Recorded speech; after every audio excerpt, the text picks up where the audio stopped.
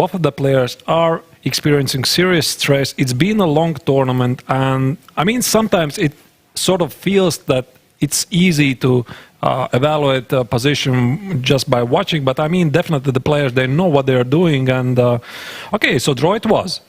Yeah, and in the Blitz, the colors are not changed, and they repeat the color from the previous game. And let's see till what extent the opening is going to be repeated, because so far nothing new. H3 instead of knight d2. Okay, so first, sort of a first surprise. H3 instead of knight d2. And let us remind you, dear viewers, that Maxime is still world's #1 right now in the Blitz, and Shakhriyar supposedly is the underdog, because he is having the rating of whatever the rating was, 778. Not that it really matters, as this tournament has already proven that statistics are one thing, and that if something happens on the board, that's something entirely else. So definitely, I mean, Shakhriyar is gonna show some real action here. And yeah, so what I can see, they've repeated the classical game, the game which Shakhriyar lost when he only needed a draw. Yeah, but there you see this more aggressive move, a4. And then it's a4 instead of knight e7. So a4, d4 quickly, queen to a5. So both of the players seem to be well within the preparation. I mean, at least Shakhriyar played it more quickly than Maxime did. Queen a5 was executed very quickly. Yeah, so Shakh is still on 5 minutes 12 seconds, and so that means he's playing on, well, he's got more time than at the beginning. And yeah, I believe we can try, well, at least first part of the game where they are not like blitzing out all the moves. We can watch from the analysis board, and I think I have the position, because yeah, it's not everything is clear from a camera view. Bishop goes back to d3. Now black has to deal with d4 d5 threat. Yeah, that's a direct problem. So either you move away with the bishop or the knight, or exchange something on d4. Definitely a choice to make, but definitely knight e7. Okay. Definitely, yeah, you do not want to spend too much time for this. Trying to be flexible once again. Well, I would imagine black wants to play something like b5, b4, open up the game at the queen side, perhaps even c7, c5, and the question is, okay, b5 is impossible because the pawn on e5 is hanging, but something along the lines might be possible.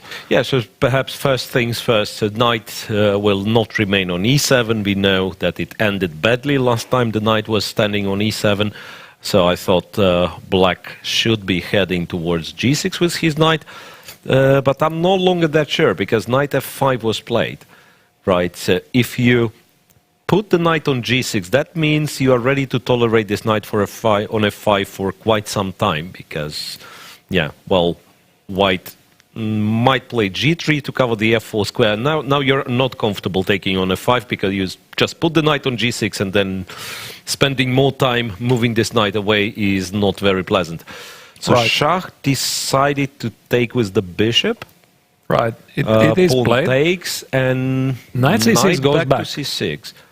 Oh, well, that's interesting, because over here I was thinking of e4, sort of trying to simplify the position.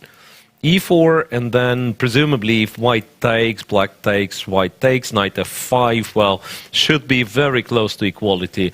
Right. Knight c6 is sort of a more ambitious move, because he keeps, well, basically different minor pieces on the board. So it's knight versus the bishop. It's always a conflict, right? Right. And notice how Shakhriyar is keeping a knight on the board, because like we mentioned in the game, one of the games of the rapid games, in the accelerated time control, the knight feels like a superior piece to the bishop, because it can make these unexpected moves.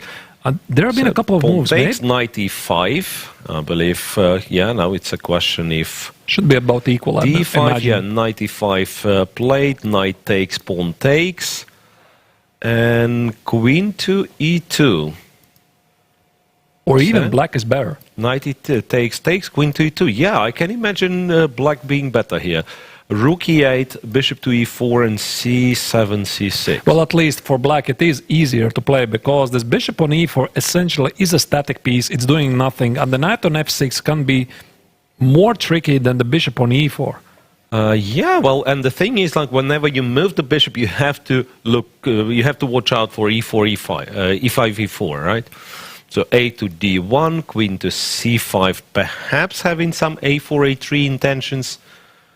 So white might want to play a3 himself, and then black plays rook d8, you know, and can try playing this for, well, without much of a risk. Right. Whenever you play g4 in such positions, you have to be sure that knight d5, I mean, you are ready to meet knight d5, because knight d5, knight f4 is always an idea if the pawn ends up being on g4. Yeah, and Maxime played a3 exactly to stop this idea. You mentioned about black was threatened to play a4, a3 effectively ruining white's pawn structure. Rook a to d8 is a positional move.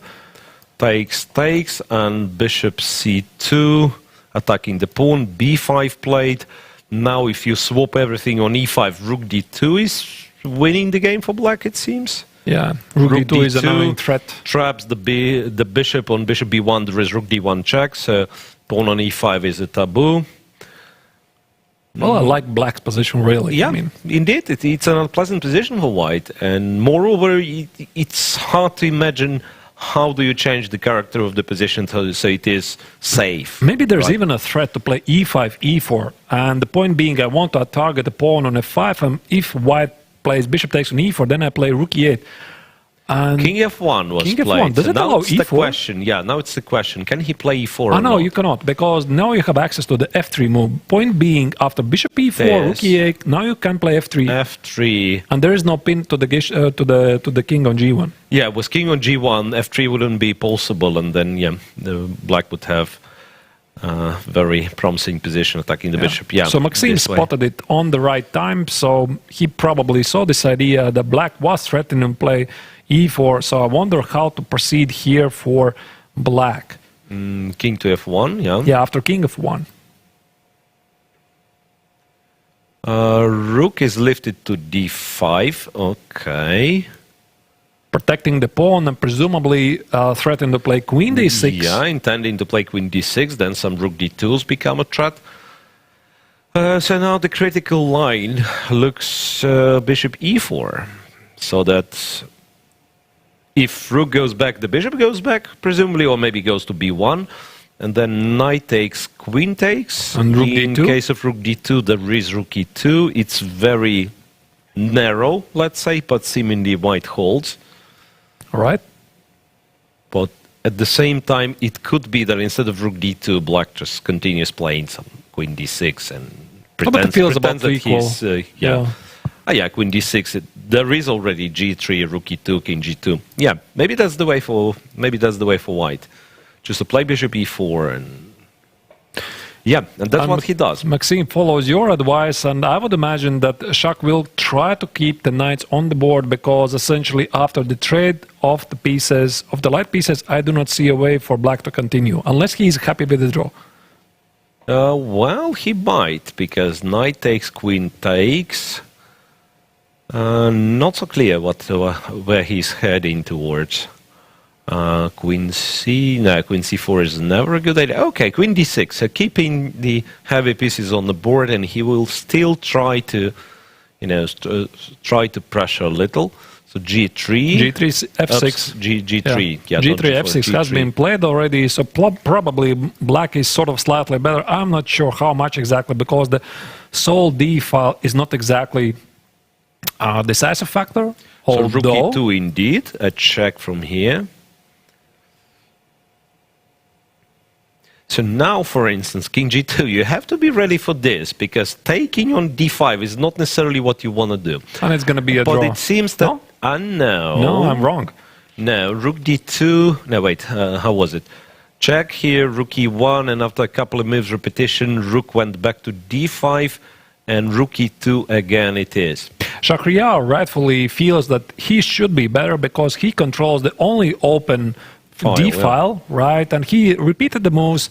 Probably it's part of a psychological trick, like I'm showing you, I can force the draw right now, and but you I'm cannot, the one. yeah. But you cannot, right? So it's a nice message.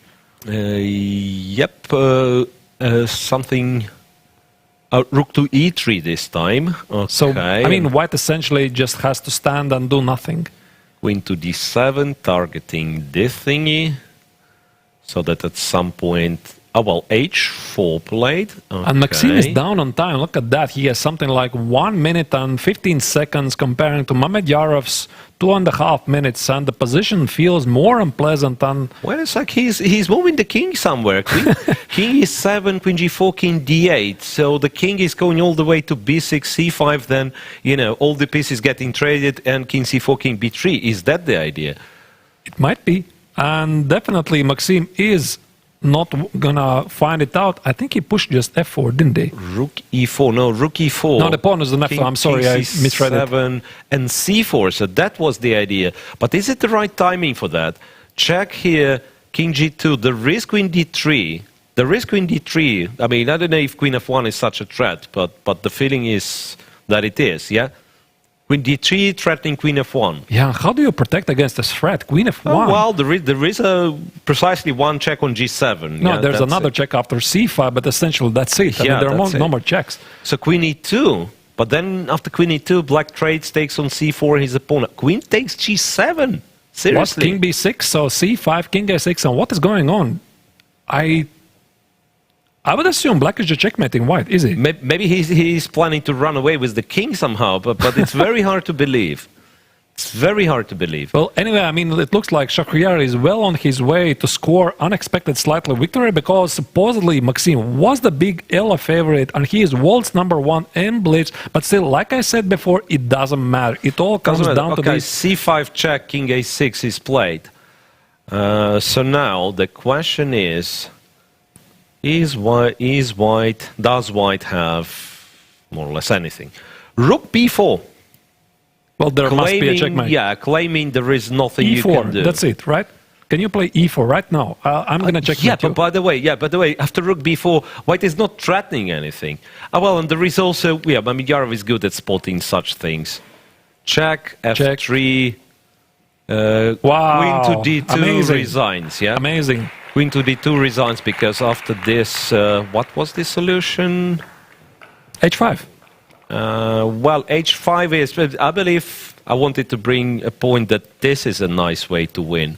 Rook h4, and then if pawn takes, it's, well, prosaic way, queen g2, take the queen. If the king takes, it's a funny mate with the pawn like this.